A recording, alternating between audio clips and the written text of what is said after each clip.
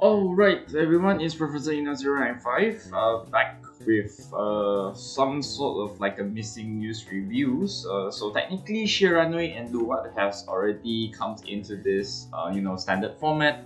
So the entirety of the Vanguard community just rejoice. Not all of them actually, but anyways, Shiranui and Luard is now in in standard format, and there's lots to go through. So I apologize for not uploading like some sort of like a news, because I felt like I don't want to do like occasional news reviews. I just think it would be easier for me if I try to explain everything in one go in regards to these reviews. So other than that, actually, Shiranui and Luard will be releasing official release date will be like tomorrow, but some shops in Malaysia has already gotten it earlier, so that's really good.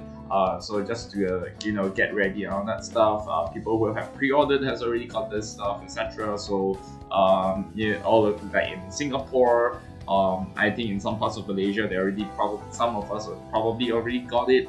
So that depends on which part of the area you're in Malaysia. So we've gotten the strike Decksets already, like today, officially, and some other places anywhere.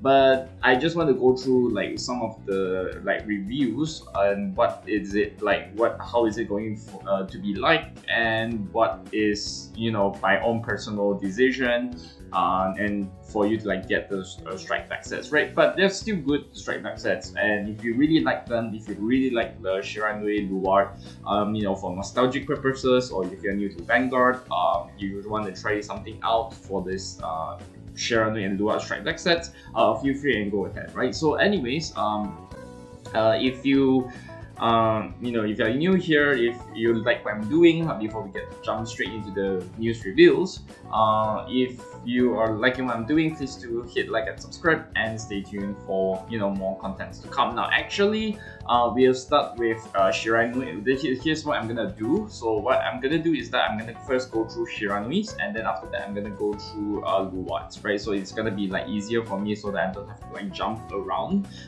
with all of these news. But first of all, let's have the Stealth Dragon Madoi. So technically, Madoi is like the generic starter for like Dragon Empire, but he's also the like Ubatama. He's also like the Shiranui Ratlang's the starter, so that is pretty generic. So if you are being rolled upon, if you went second, you get to draw one, so that's one of it. And then you have Stealth Dragon Seizui. So Seizui is also the great one, so the great one for like Batama actually. So here is Madoi, and here is also so this is also Seizui. So the skill is that if you when this unit is right on the starter, you get to draw one, and you get the Shiranui Oboro Crest, right? So some of you might not sure what the crest does. So here's what it's supposed to do. So this is the Demon Stealth Dragon Shiranui Oboro Crest. So like all other crafts, it has some of the some of the disclaimers and some of the caveats that you can do with this crest. So you can strike, and you cannot write grade 3 or greater units without the Stealth Dragon, like Demon Stealth Dragon Shiranui in its card name, and your original grade 3s with like this Demon Stealth Dragon Shiranui becomes 13k, which includes your hard cards. During your turn, if you have a grade 3 or greater with like this Demon Stealth Dragon Shiranui in its card name, front row units plus 5k for each cast in your G zone. But however, it also needs a disclaimer that dominated units does not get power increase. We'll get to dominate later on.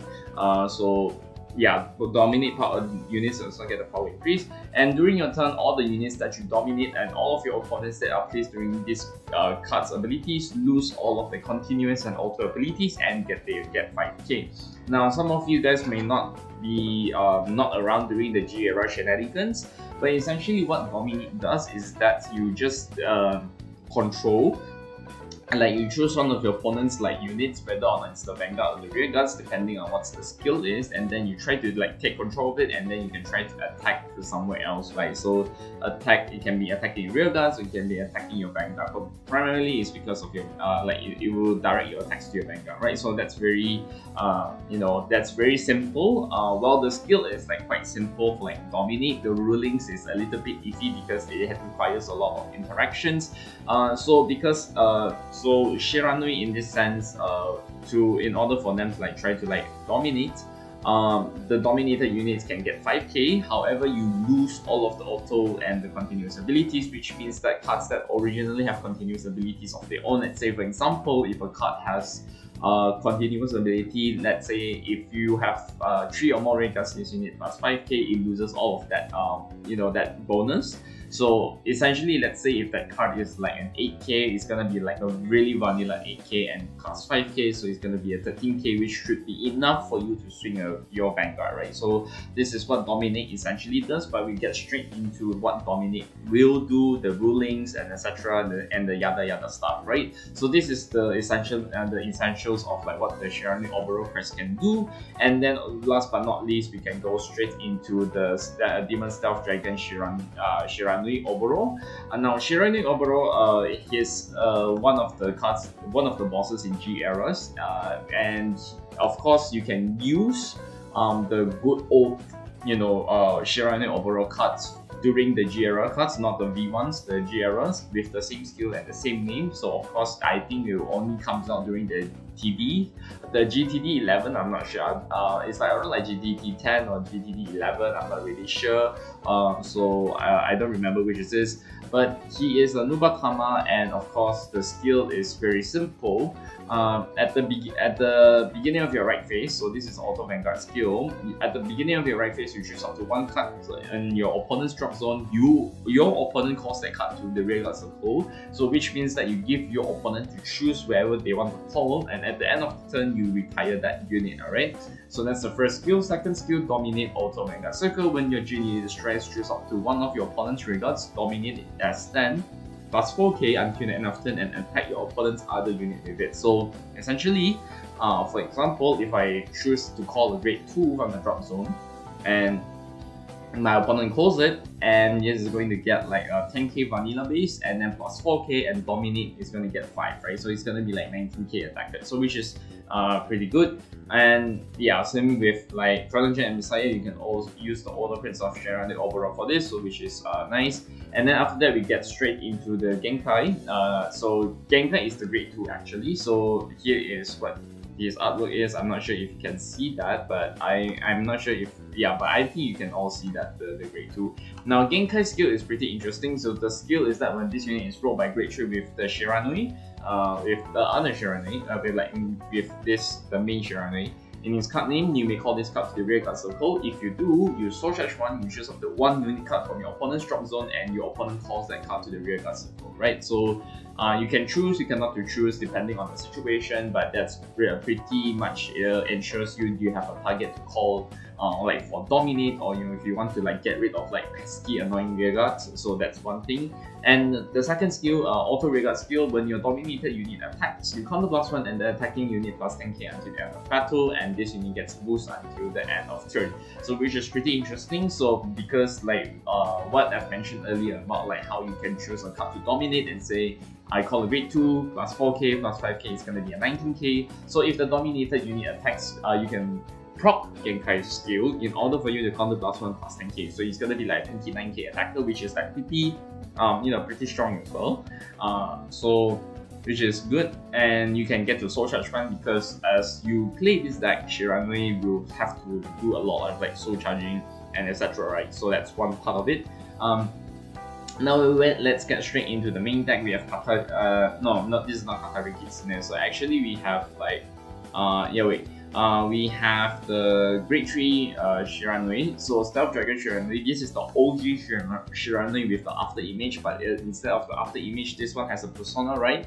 And it does not have the after image skill. So of course you cannot play, obviously you cannot play the old G era Shiranui into this deck because they are completely different skills, completely different mechanics. and you cannot play this in this like Shiranui strike, the strike deck. However, the skill is pretty interesting because in continuous rearguard GB2, if a unit you dominated already attacked this turn, this unit costs 10k, so he's a 23 attacker, and when this card is discarded for the cost of strike, you get to draw one. Now, let's talk about this card in a sense. So originally when this card came out, I was like super bummed about it. I think everyone was super bummed about it because like it kind of like wasted a good out of Shiranui to try to like be a discard fodder or like a strike fodder, but it could have been better. I think it could have someone else. It could have not been Shiranui, but to retake Shiranui into like one of the major boss units back then into like the discard fodder, I felt like it's a huge bummer. But and it's also like the Balif of like the strike deck sets, right? So Balif clones, So I think that's like probably one of the few complaints I have with like this card. Other than that, I think it's pretty generic card. And then again, you cannot. You can technically just try to kick out this card and try to attack in something else, which we get straight into. We have other alternative options with that, which I've seen people play, which I personally will play. So that's that's that.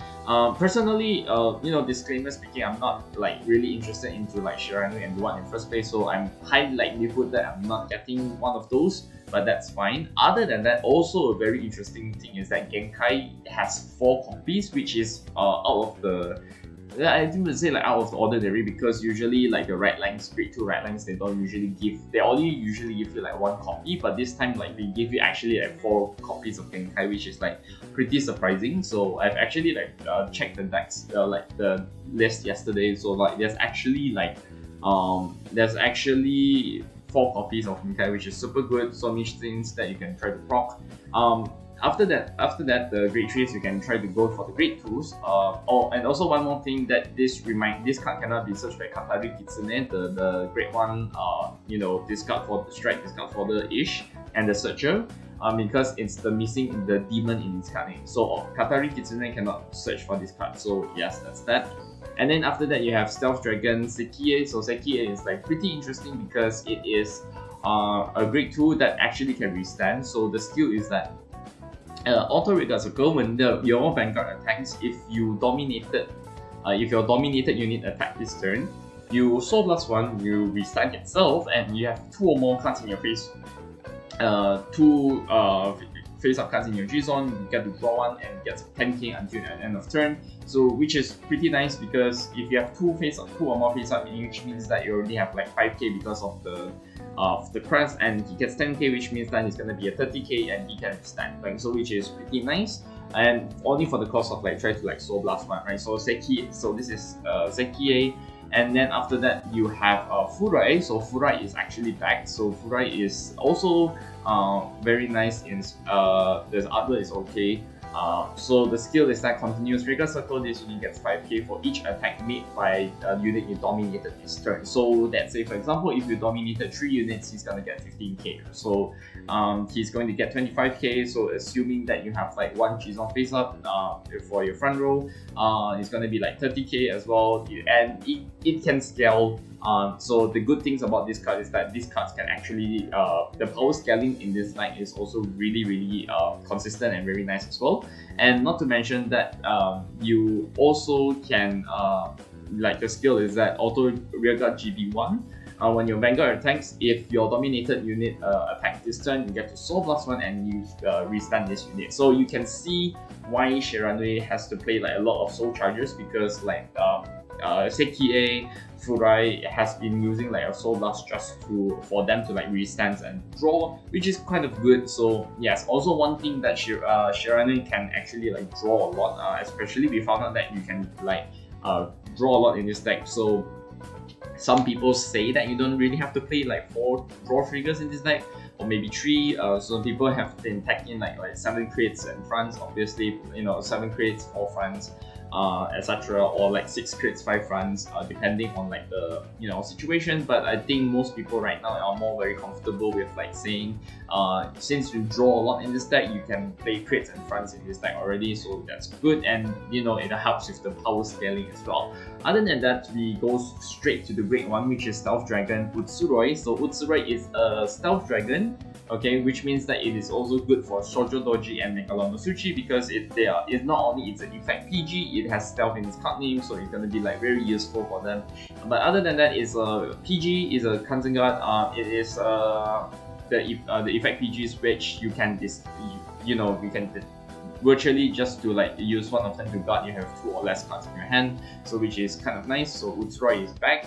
And then you have Katari Kitsune. So Katari Kitsune is the grade 3 searcher slash discard fodder for like discard fodder, strike fodder for the great ones. So yes, so of course, if when you pay this, the skill is like continuous. When you pay for the cost of strike, you will be regarded as a grade 3. And if you have and the second skill is act in the hand as well, main phase act.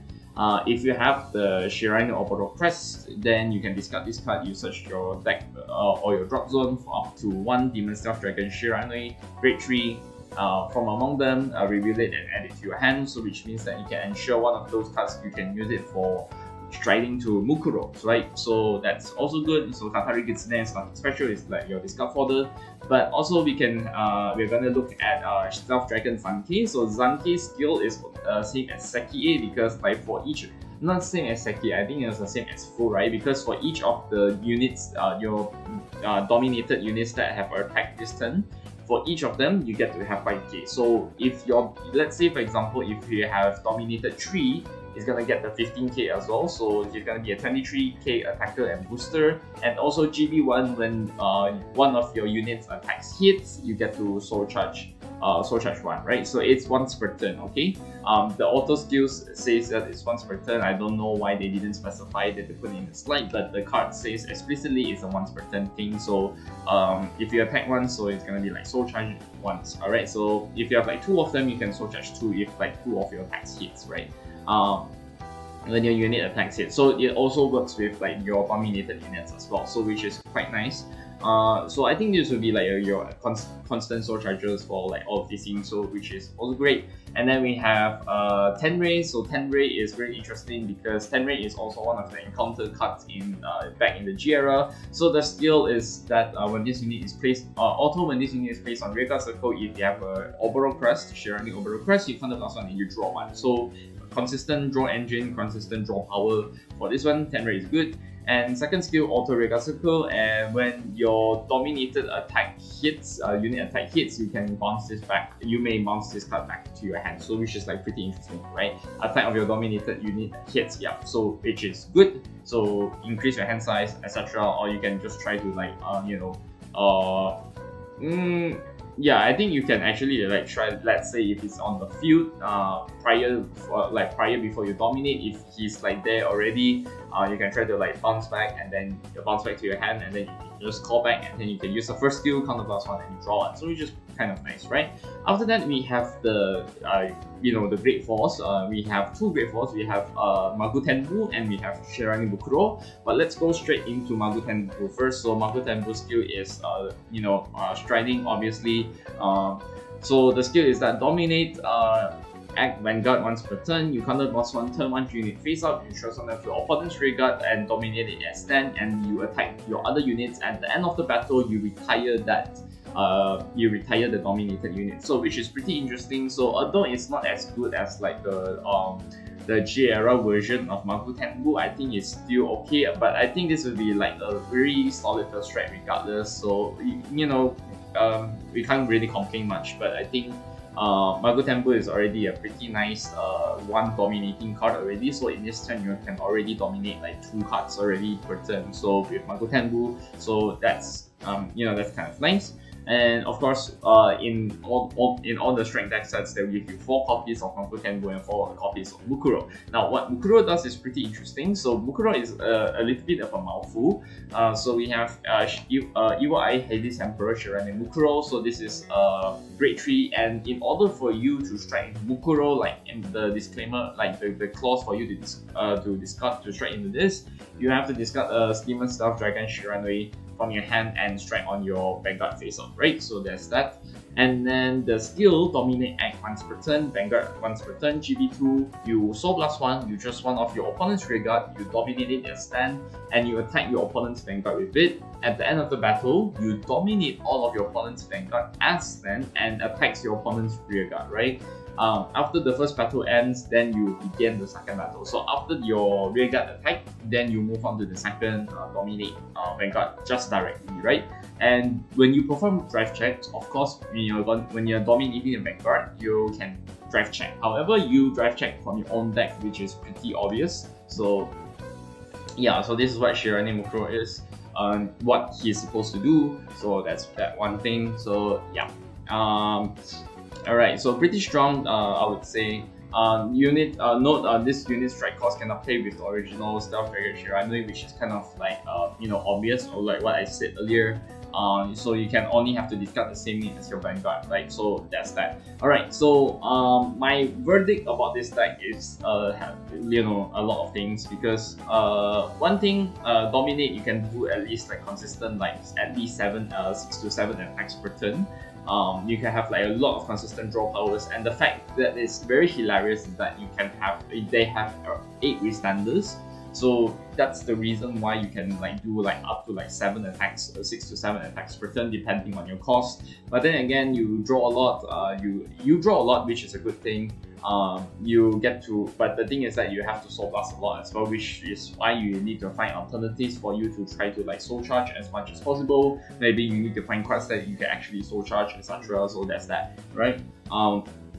Also, just for like clarifications for some people who are still in the blur of what Dominate does, the mechanic does is that you activate your strike skill, you choose the dominated target. Let's say, for example, you choose let's say you choose one of your opponent's rearguards, and your strike step activates, and then you choose, let's say in this picture, Balif, and then Balif attacks your Vanguard. And then with the first skill plus 5k, so it's going to be like 18k, attacking your Vanguard. So which is really, really interesting. So this is where, the Dominate mechanic starts, right? So the Q&A for Dominate, when you're dominated unit attacks, can you guard? Of course, you can guard normally.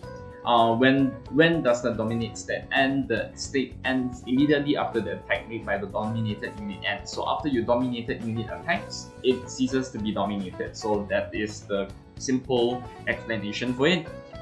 Can they intercept? Can a dominated unit intercept? No, of course not, because it is not. The unit cannot intercept until it is no longer dominated, which is pretty obvious. If I dominate the opponent's back row rearguard, can it still attack? Which you can actually, because it can specify by the ability that you can attack as any unit as per stated by the ability, right? So just to make sure that some of them is clear, and that's about it. So further clarification yesterday on how the further Q&A with like card interactions of what Shiranui actually does is that if you dominate Gridon or Gridon Mascus with Mukuro, while the Gridon player is at 6 damage, the Gridon player instantly dies because it loses all the continuous claws, which means that if your Gridon, your opponent is a Gridon and they have 6 damage, you will just auto win when you start dominating the Vanguard already. So which is pretty hilarious card interactions. Other than that. And number 2, unit's dominated state lasts only for the battle it is designated on. So which means that once you dominate one rearguard, after you finish attacking, it only lasts for that state. After that, no more already, right? So in Mukuro's case, after the dominated rearguard attacks, it is no longer dominated. Its control returns to the original owner, which is pretty obvious, and now can be attacked by a dominated Vanguard, right? So just to make, just to clarify some things. After that, there is also the idea of like Mukuro's like Vanguard dominate. Half of the skill can only attack a single rearguard, because the Mukuro does not really specify all of the rearguards. It only specifies that you can hit one, right? So yeah, you can only hit one rearguard, not all of your rearguards. Unlike the the G era Mukuro, where you can actually swing to all of your rearguards. So that's one thing. And fourth, last but not least, if you drive check the Vida, which is the Dragon Empire OT, during the battle that you dominated your opponent's Vanguard, the Vanguard can attack once more, so long as there are other opponent's rearguard that is remaining. So on the side of the field, you can do drive checks with your own deck. So what this means is that, let's say for example, if you dominate your opponent's Vanguard, you drive check a Dragon Empire OT. The dominated opponent, the Vanguard's dominated opponent. Okay, so the dominated opponent's Vanguard can withstand, and it can do attacks so long as there are other valid targets, such as like another rearguard, and you can swing, and then you can drive check again, which is like pretty scary and hilarious at the same time. So because like, you can already drive check. So imagine if you like dominate Great 4 cards like Dragua Ignis, Seraphia, etc. So if you can drive check like 6 times in addition to like drive checking with Mukuro, that's like 9 drive checks per turn. So which is like really scary and really funny. So, and that's why some people say and argue that you don't really need to play like draw triggers in this deck as well. So, which is why you can play like crits and fronts just to avoid decking out, because your support cards actually can already help you draw. So that's that, right? So yeah, it's just to clarify like some of the things that some people might get confused. What happens if you drive check drive Vida, right? So there's your answer. It can swing, provided if your opponent has some rearguards left on the field after attacking one rearguard, right? So that's that. So in the sense that there are some alternatives in the ways and how you can build your deck. First of all, of course, some people have been clowning around trying to buy Esperidia because they can say that you can do at least 7 attacks. Just that's before Sekie and Furai reviews for their restanders. But of course, why not play 8 restanders? Why play 8 restanders when you can play 12 with Esperidia? But of course, this also like it comes with a lot of like caveats, because Grade 4 has no shield value, so it's very difficult for you to guard. It also requires a Soul Blast, which means that you're gonna have like a lot of dedicate a lot of like your resources on like not Soul Blasting, etc. Like, oh, you need to dedicate your resources on Soul Charging.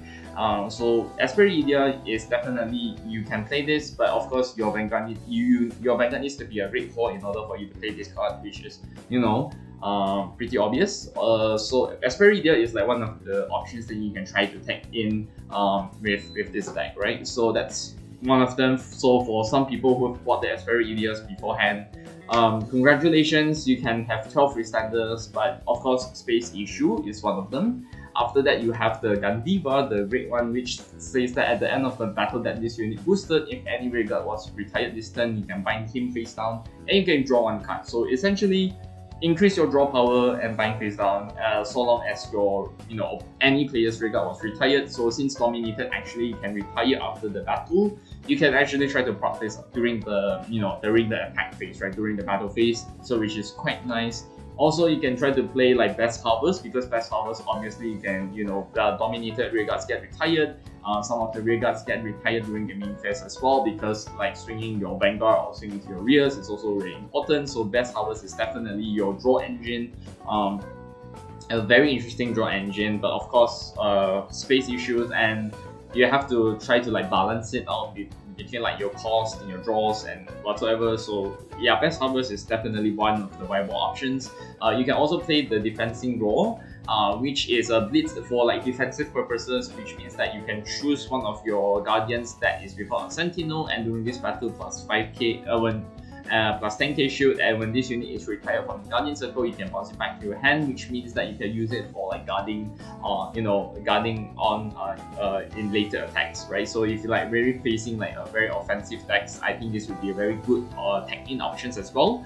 Last but not least, we have like Stealth Dragon Togachirashi, which the skill is that when this card is discarded from your hand during your turn, you may put this card into your soul. So which is really good because you can play this like discarding for your right phase or discarding for your striding. You can actually try to take this card into your soul.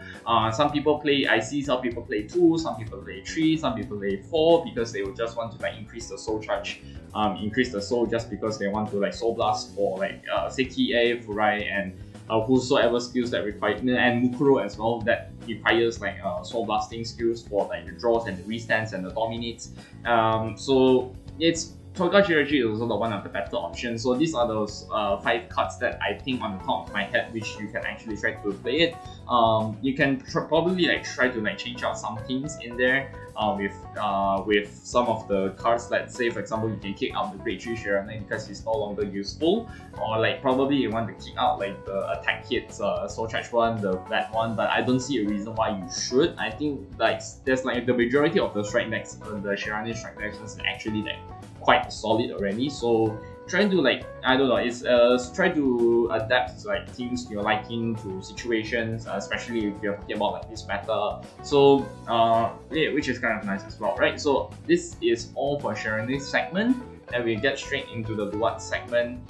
Which is, let's start with Drag Prince Root. So Root is the OG starter for Luard, so he's back, so he's a grade 0. Of course, like many other generic cards like starters, if you went second, when this unit is being rolled upon, if you went second, you can draw 1. So here is Root, and here is the grade 1 Drag Wizard Knees. Of course, when this unit is right on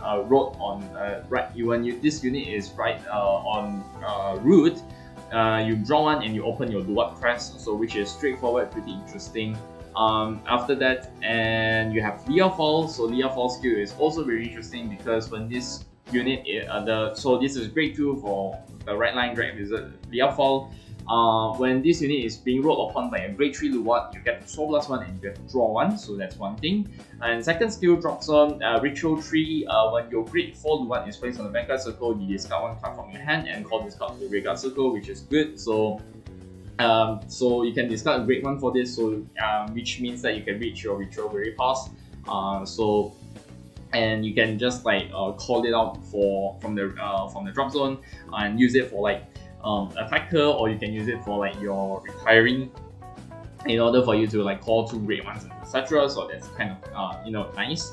But other than that, we get straight into the Luard Crest. So the Luard Crest, also you can only write grade 3 with Luard in its card name. So obviously, second skill, all of your grade 3 Luards will become 13k base, including your hot cards, obviously. And front row plus 5k for each face-up cards in your G zone, which is already obvious. But last but not least, this is the most funniest ones, right? It's because this card is the last skill is the auto at the end of your turn.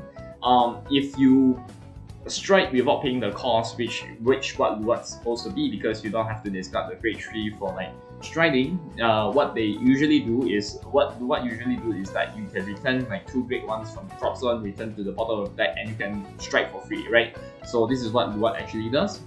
So when you strike for free, you can choose one critical trigger from your drop zone and put it at the bottom of your deck. So in particular, I say that this crest is like really strong in premium if you're gonna play like Luard premium. Not only because you get to like bot deck 1 critical, but you can bot deck 2 criticals because of Belial Owl. So if you're playing this card in premium with Belial Owl with this crest, you can essentially return 2 critical triggers from your drop zone, back to your deck. So which is pretty scary. But other than that, this is a very nice deck to have. Not only because you can get to filter out your grade 1s, you can try to filter back all of your critical triggers, which means that there's a high likelihood chance that you might check a critical trigger, right? So this like really interesting, so that's nice for Luard. Of course, we're gonna talk about the OG drag card Luard himself. So he is a grade 3, obviously. So the skill is that Ritual Tree. At the beginning of your right phase, you choose 2 normal units from your drop zone and put it at the bottom of your deck, and until the end of this turn, you can strike without paying the cost, so essentially strike for free. And of course, like many other grade 3 strike Decksets bosses, you can actually play the OG Luard, the OG original Luard in the TD or any other promos with the same name and the same skill, and you can play this in the strike Deckset as well, right? So that's that. Second skill, Auto Vanguard. When this during this turn, when your 3 units strike, you counter +1, you choose one of your rear guards and you tie it, and you search your deck for up to 2 grade 1 or less units and call it your rear guard circle, and then you shuffle your deck. So this is what Shadow Paladin gimmick shenanigans is, that you have to call grade 1s. So Luard is definitely not that different from any other. So we have a Solemn Clouds Dragon, which we're moving on to the grade 3. So this will technically be the Barleaf clone. And skill continuous, Regar GB 2, Retro 3, plus 10k. Simple, really straightforward. So this is nice, but of course most people will not play this card in the first place. So why? No, that's that. And then of course when you discard this card for your strike, you get to draw one. So technically Barleaf clone discard fodder as that. And after that, we can get to Morphessa. So Morphessa is actually back. So there is Morphessa in all of her glory. So her skill is really straightforward and really interesting. So continuous drop zone, great. Continuous in the drop zone, this unit is a great one. So Morphessa will be considered as a great one in your drop zone, which means that it can help you to increase your your retro count with 3 as fast as possible. And the second skill, Auto Regar Circle, Retro 3.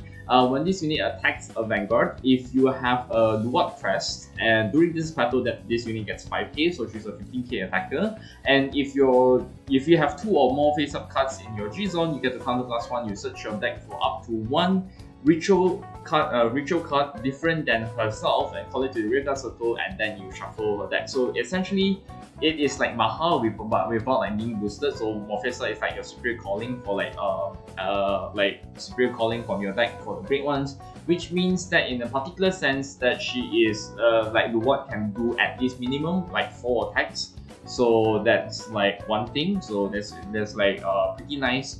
So this is really good for Morphessa this time around. I can foresee her being used in premium. I'm not sure like how good is it, but then it's like pretty good for already pretty solid in this Luard strike deck set. So that's one thing. After that we have Ursa, Strike Saber Ursa. So if you can recall, Ursa was one of the PGs during GBT 09 or 09 or 010, I don't remember.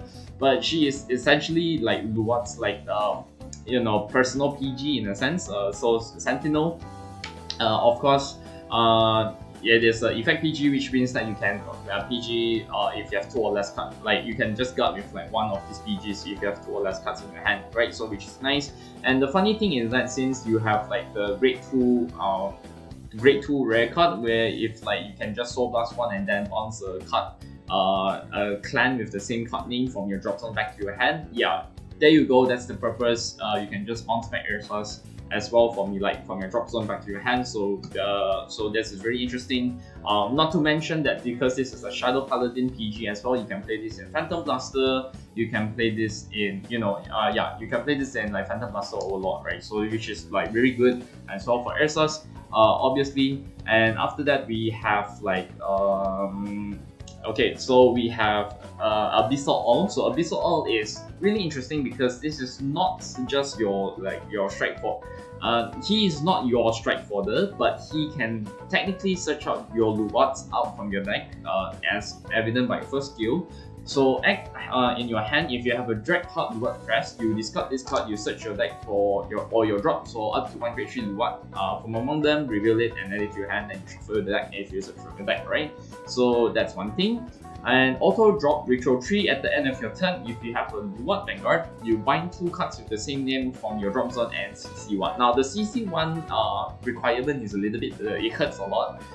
Not only because like you might, because like I feel like Luard would not use like a lot of CB this turn, but the fact that you have to like bind 2 of itself just to CC 1 is like a huge question mark for me. I don't see the reason why, but then again I understand that probably a consistent CC might be a little bit overpowering. So I can understand that. So it's very nice because Abyssal All is not your generic like discard fodder, like your discard strike fodder, because you can already technically like strike for free. So the fact that Abyssal All is like a CC during the G era, and also your Luard Searcher at the same time, and they kind of like combine these two aspects together, makes into this card, which is like pretty interesting on its own already. So that's quite nice.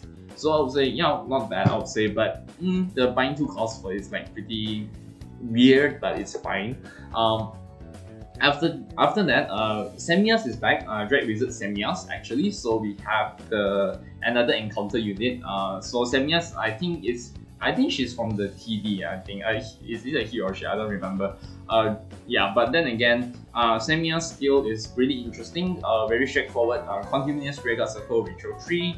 If you have a Luard Press, if this unit gets 2k, so it's gonna be a 10k booster, 10k attacker, and also skill Auto GB1 when this unit is placed on the Rearguard Circle other than during the battle phase. So you can only call it like during the main phase or like anything like right phase related. So outside of battle phase, if you have a Luard with Vanguard, its card name, you look at the top 2 cards of your deck, choose up to 1 card from among them, call it Rearguard Circle, and put the rest at the bottom with any order. If you retire the unit called by this effect at the end of the turn. So which means that it gives you like more targets for you to call, attack, boost, retire, etc. So this is what Semias does.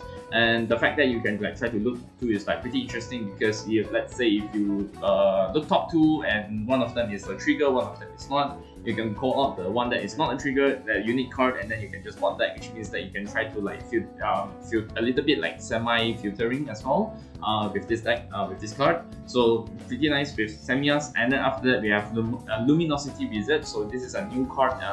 Of course, the wave of like new cards in this strike deck set. So the skill is also really simple. So continuous Rearguard GB1 Ritual 3.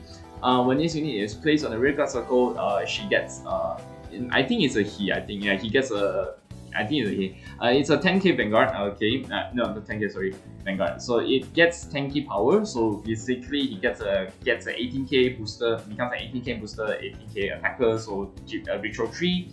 And when this unit is retired from your Rearguard Circle during your turn, if you have a Luard Press, you may soul charge 1. You can choose to, or you can choose not to, and you choose one of your Vanguards plus 5k until end of turn. So which is kind of nice, because regardless if you're like getting retired by your strike cost or for the cost of Luard, or when this unit is being stepped over by any other card effects, being superior called over, you can choose your Vanguard and you can plus 5k. So which is like really interesting. So let's say if you have 2 of it on the field and you can like call over it, it's gonna like get like you can plus 10k to your Vanguard already. So which is okay, I would say like it's quite nice. But this one is also like really interesting. So this is Preservation Angel, Ritual 3, continuous Rearguard and Guardian Circle, can intercept and can get 5k shield. So very straightforward. Means that you can place this card in the front row and then you can intercept plus 5k shield with a Ritual 3, so which is nice. So that's that. After that, we got straight into the Grade 4, which is Drag Driver Luard. Now Luard, of course, is one of the first strikes for Luard in like GBD09, if I'm not mistaken. Yeah, I think it's GBD09. And of course, the skill is that Auto Vanguard. When this unit attacks, Ritual 3. You counterblast 1, turn 1 G unit face up, you search your 1 card with the Ritual ability, call it to Rearguard Circle, and you shuffle your deck, which is pretty straightforward, and this deck has like a lot of Ritual cards in it, so there's that. So you can do 4 attacks, you can do at least like let's say 1, you can say do 2, you can do 3, like you can do like, I think you can do 5 attacks with this Luard deck. So you can do like 1, you can do Morfessa, you can do 3, you can do 4, you can do 5. Actually, you can do 5 attacks with like a Luard, which is like pretty nice as well, right? So yeah, really solid. And not to mention, like if you if you see the SP art of this guy, he's pretty amazing. It's like his SP art looks so nice, right? As well as like drag strider, right? So yeah, drag strivers art also looks pretty sick in the SP form. But then again, let's go straight into drag strider Luard. So of course, in order for you to discard strike into this card, you have to discard a Luard grade 3 from your hand, and there's that. And the skill is like its original counterpart, you cannot guard with like grade 1s or higher, so technically it's like a Sentinel lock as well, but of course you can bypass this with the Blades Order. But other than that, the skill is the Alter Vanguard's GB2 Ritual 7 when this unit attacks. If you have 5 or more units with the Ritual ability, until the end of the battle, this unit plus 10k power and critical +1, then the cost that you retire 2 rearguards and discard a grade 3 lower from your card name, drive +1, and your opponent can draw grade 1 to greater cards from their hand to Guardian Circle. So not only he can get to like plus another 10k, +1 crit, +1 drive, it also has like guard restrict. However, the cost for like the requirement for this card is like pretty heavy, because it requires you to have like at least 5 or more units with ritual ability, which I like most of the time you have to play. If you're going to play the strike deck sets, you have to like play. You cannot get rid of the very important cards. Like, so let's say like because like the only ritual cards that you can play right now in this format, in this strike deck set, it's only like Semia's Luminosity, and Preservation Angel, etc. Like, so you cannot have any other units on the field like that is non-ritual. So for example, Painkiller, Topaz, Dindran, etc. So you have to have 5 ritual cards on your field, which is a little bit taxing and a little bit impossible, like depending on like the situations, because if you're facing like a lot of decks that retires, you find out that most of the time this requirement is very hard to reach. But unless you can try to like Spear Call with like a lot of things that has like with the ritual ability, I think you're pretty safe with it. But then it's a good card. I'm not saying that it's a bad card. I would say that is the thing that it requires like 5 or more ritual abilities is a little bit hard to reach, not especially in this meta, but I think it's doable, and I feel like this is a very nice card to like play not only in this strike deck set as well, but also in premium. So we have like abundance of ritual, where you have abundance of like ritual abilities at your disposal, and you can just proc this skill as easily as as like some other decks, right? So which is kind of which is really interesting. So that's that. And after that, here are some of the alternatives, like the great ones that some people have played. So we have the Painkiller Angel, which means that Painkiller attacks finish boosting, swap +1, retire yourself, draw 1. And then you have the Youth Kick promo, the Doggo, which is the one that you can actually like retire itself to look top 2, and like I think you can call 1, either call 1 or like 1 to your hand on the rest of your top or bottom. I think you can like the ones that we have. This card I already went through like the last few videos, so maybe you can try to check that out. But the Youth Quake PR is the manga PR is also like very good in Luard. But then again, it's not a ritual card, so you have to be like very careful of that. Topaz is good because of the returning the right line, because of the whole.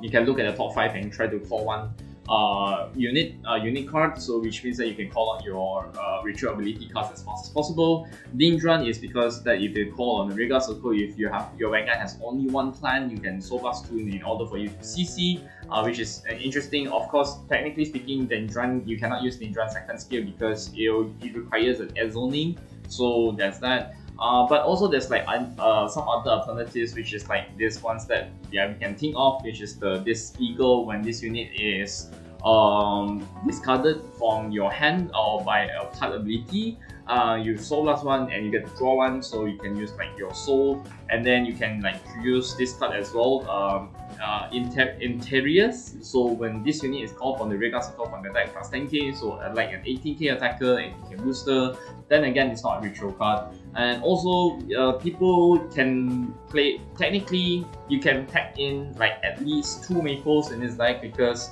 the interaction is pretty hilarious, which like some of my friends actually asked me on the middle of the night, can you proc Maple with Luard? The answer is yes, because here's the thing. What Maple does is, the skill is that auto drop zone. When your Ritual Greater Vanguard is placed during the right phase, if you do not have a unit with Maple in its card name, you can call this card the Regal Circle. Now, bear this in mind.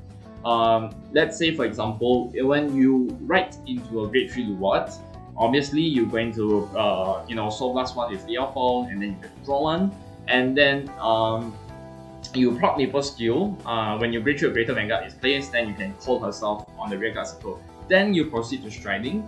Then you use Luard Strike skill to counter +1, retire Maple, and call 2 Grade 1 rearguards. Now, because Striding is not considered as Striding is considered as in the right phase. So technically speaking, grade 3 or greater, which means a grade 4 Vanguard is placed during the right phase. You can technically retire those, retire 1 Maple, call that 2 grade 1 rearguards, and then call back Maple because it is still in the right phase. So essentially, you can get to call 2 grade 1 rearguards for free at the cost of like retiring 1 Maple, right? So which is really hilarious and really funny when you try to think about it. So this actually works, but then again, it's a grade 2, so be careful of that because you're not.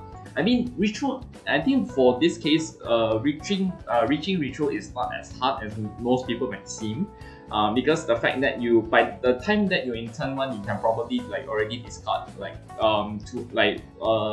can, by the time you're at turn 3, you can have at least like 3 grade 1s in your drop zone already by far on standby. Other than that, this is and Luard can actually rush early game because since this is a grade 1, you can technically try to rush, and then even if it gets retired, you just help yourself to reach Ritual 3 really fast. So that's one thing about it, so which is kind of good. Other than that, if I would say this is a very interesting deck for Luard, but then again, if I were to compare Shiranui and Luard, obviously Shiranui is much better, personally speaking. Like in comparison of that, like the power scaling, the number of attacks, etc. So it's nice, but for me personally speaking, my verdict, personal opinion, and this is a hot take, which I'm pretty sure that some people would agree with me, some of you might disagree. Shiranui is the better strike deck set as compared to Luard. Not to say that Luard is a bad strike deck set, but I think Shiranui did it better because you have like a lot of options for restanding, and it's not as constricting as like Luard's ritual ability, right? So because like Luard, it has to rely on a lot of like ritual cards, in like especially if you're like Dredge Strider. But the fact that you have like Shiranui can do more attacks than Luard is like pretty one-sided, I would say. Of course, not to say that Luard has its flaws, and I think it's pretty good. And if you play play Luard in premium, I think he's gonna be like very back, because there's like more options for like them to like tag in as well. But I feel like Dredge Strider, like personal opinion, like final closing thoughts, right? I think like Dredge Strider could have been better if he doesn't really specify like 5 or more units with ritual.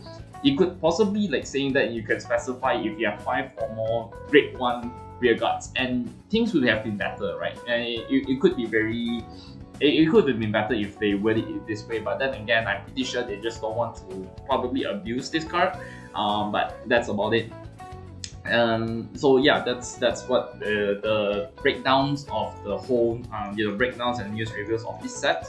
So I think that's all for the the news and so far. And besides, the strike deck sets already came out like by today, and like it's gonna get on sale tomorrow. So if you're a Luard fan, if you're a Shiranui fan, go get it ASAP. Go buy it.